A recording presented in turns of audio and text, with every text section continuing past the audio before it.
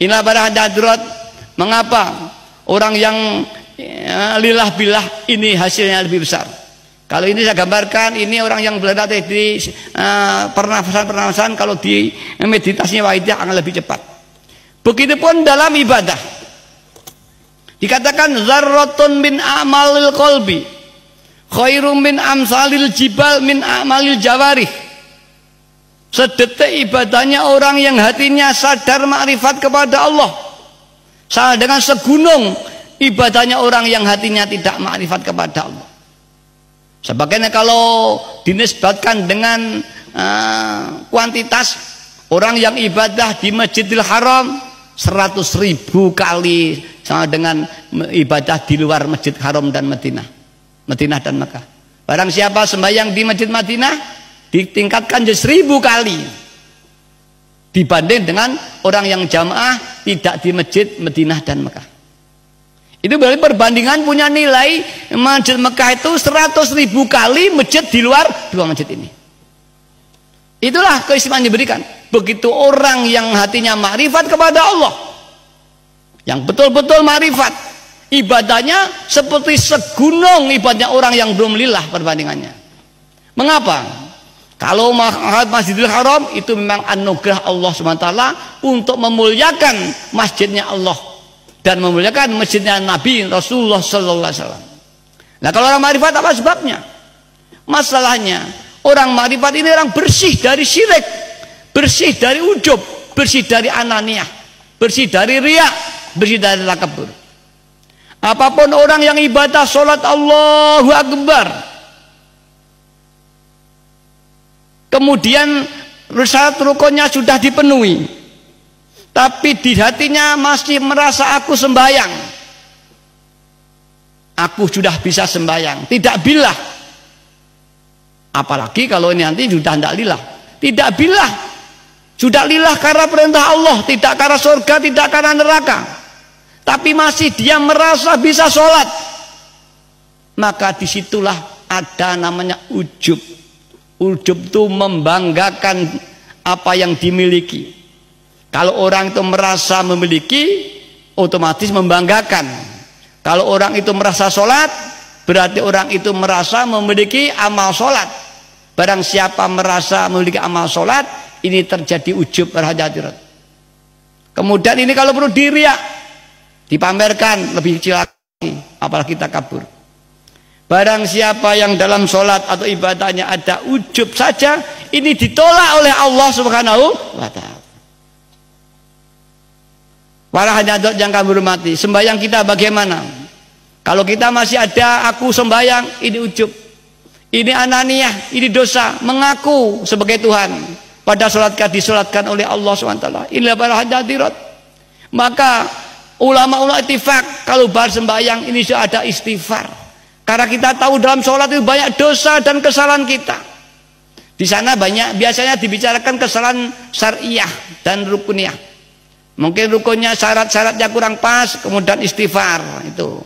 Setelah sembahyang kita istighfar, maksudnya mengistighfari daripada sholat kita yang mungkin ada kekurangan-kekurangan sehingga diampuni oleh Allah Subhanahu wa ta'ala.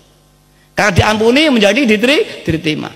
Begitu pun kita waidiyah juga harus minta maaf. Mungkin di dalam hati kita tadi masih merasa sholat, merasa lebih baik dari orang lain. Ini harus dimintakan ampun. Karena kalau nggak diampuni Allah, sholatnya jelas ditolak oleh Allah SWT. Karena itu istighfar dalam sholat itu sangat penting, menentukan sekali. Jika itu diampuni, ya sholatnya akan diterima oleh Allah SWT. Rahasia inilah para hadirat mengapa sholatnya orang yang makrifat kepada Allah jauh lebih diijabah oleh Allah SWT. Dan barang siapa dalam berdoa kualitasnya tinggi, para hadirat otomatis lebih diijabahi. Di antara kualitas ibadah atau doa ini ada beberapa syarat untuk diterima. Ada syarat kuantitas, yaitu banyaknya membaca zikir atau sholawat atau amalan lain Al-Quran, banyaknya membaca dan lamanya membaca.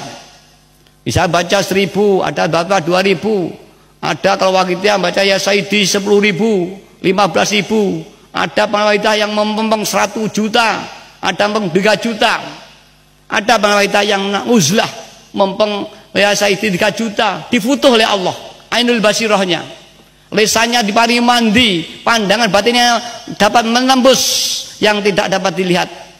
Ini banyak teman-teman ini yang mempeng waidiah. Ini waspada, nanti bangga jadi dukun, tidak jadi mendekat kepada Allah Ta'ala. Ada yang mempeng ya 1 juta kali uzlah 1 bulan, difutuh oleh Allah SWT. Ini namanya kuantitas. Mujadah 40 hari, mujadah 3 bulan dan sebagainya. Ini kuantitas. Kemudian ke kualitas. Ini bacaannya. 1, hadirnya hati, ikhlasnya hati. Maka untuk mencapai ini syaratnya dengan lillah dan billah. Lillah billah ini adalah untuk meningkatkan kuantitas amalan kita. Karena dengan lillah itu tidak ada, walaupun kita ingin sesuatu, berangkatnya kita ada kesulitan, masalah kesulitan apa saja, kemudian kita berdoa. Tapi ketika mulai berdoa, janganlah semata-mata karena keinginan. Walaupun kita minta pun ini karena diperintah Allah. Ibadah karena perintah Allah. Minta rezeki ini diperintah Allah, ibadah. Minta selamat ini diperintah Allah. Ini lillah. Kemudian billah, tidak aku bisa berdoa. Ini yang mendoakan Allah kaya wayang, hingga tidak ada dosa. Barang siapa jalillah kau merasa berdoa syirik, mengaku bisa seperti Tuhan, mengaku kekuatan. Dan dosa syirik ini dosa yang sangat berat sekali dalam dunia tasawuf. Yang kedua, lir rasul. Kita harus niat makmum Rasulullah sallallahu alaihi wasallam. Dan bi rasul kita bisa ibadah, bisa Islam, ihsan. Ini adalah jasa Rasulullah sallallahu alaihi wasallam. Lillah dan billah lir rasul bi rasul ini adalah menyangkut kualitas amal. Kalau 40 hari, 1 bulan, 2 bulan, 100.000 dan sebagainya, ini adalah kuantitas. Kuantitasnya makin banyak, ya otomatis makin baik. Kualitasnya makin murni, makin bagus. Nikmatnya Allah ini untuk apa dengan kita? Untuk takwa kepada Allah. Bukan tuh senang-senang, bukan. Mari orang jatiro. Apa nggak boleh ya kita senang-senang? Oh boleh. Tapi senang-senangnya bukan karena nafsu, karena perintah Allah. Kalau sudah semua perintah Allah, dunia jadi akhirat. Kita dunia, sekolah, nyambut gawe. Tapi karena niat ibadah menjadi akhirat. Tapi sebaliknya, walaupun dalam masjid, zikir, baca Quran, legak diniat ibadah, iku podoe dunia, siksa. Kamin qori il Quran, wal Quranu yal anu. Banyak pembaca Quran, tapi Quran melaknati yang membaca. Karena apa? Tidak ikhlas membacanya. Karena kunci ibadah ikhlas niat.